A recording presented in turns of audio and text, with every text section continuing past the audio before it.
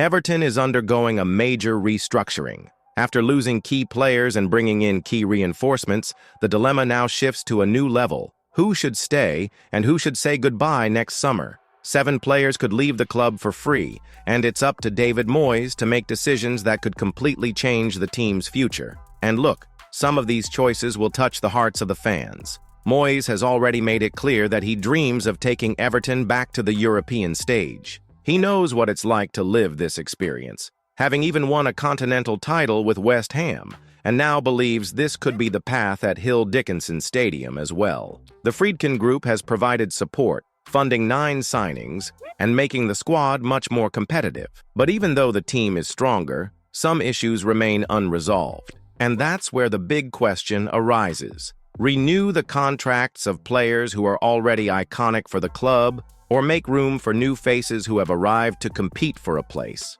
The fans feel this mix of expectation and apprehension.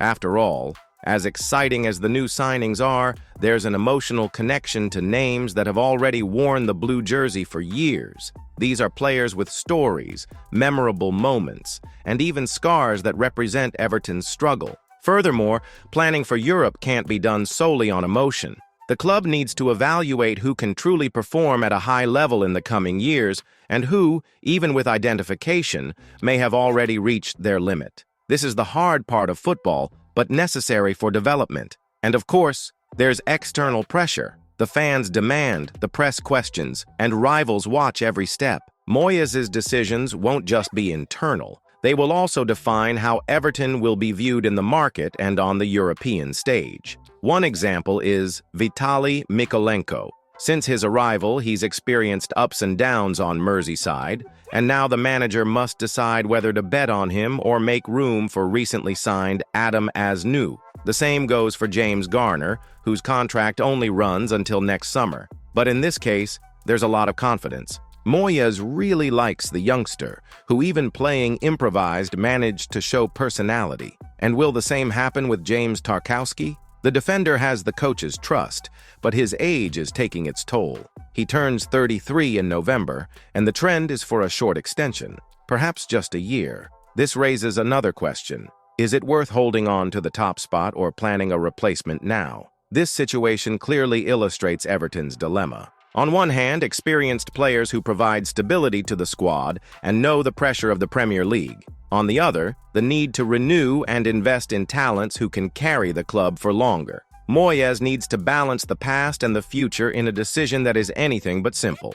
Another point is the impact on the locker room. Players like Tarkowski and Garner are not only on-field assets, but also important voices off it. Losing this kind of role model can directly affect the group's confidence. Therefore, every renewal decision also involves an assessment of leadership and mentality. And of course, there's the financial factor.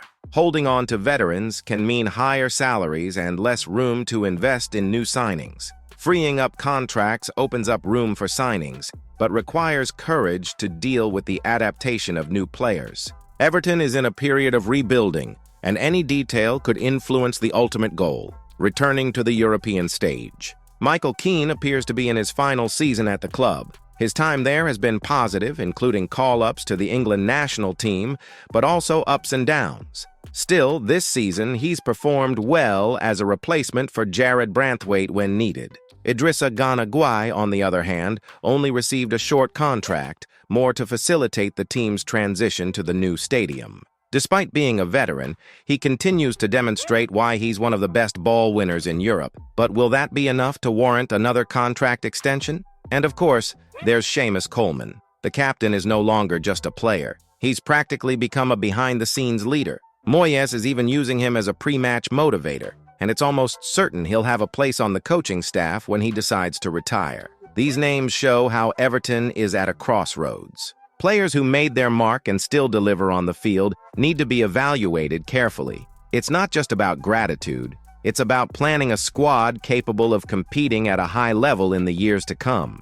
At the same time, there's symbolic value. Seamus Coleman, for example, represents the soul of Everton. His presence inspires, his leadership is contagious, and losing him could be a hard blow, even if the decision is already imminent. It's the kind of dilemma that divides fans between reason and emotion. And there's also the issue of natural squad renewal. The transition to the new stadium requires not only new players, but also new stories to be built. This could be the perfect opportunity for Moyes to initiate a deeper renewal without neglecting the pillars that can still contribute. The scenario is this: 7 players with an uncertain future and many important decisions in Moyes' hands. Who stays, who leaves, and how will Everton shape this squad with a view to greater heights? And so I ask, if it were up to you, which of these names should stay to help on the road to Europe?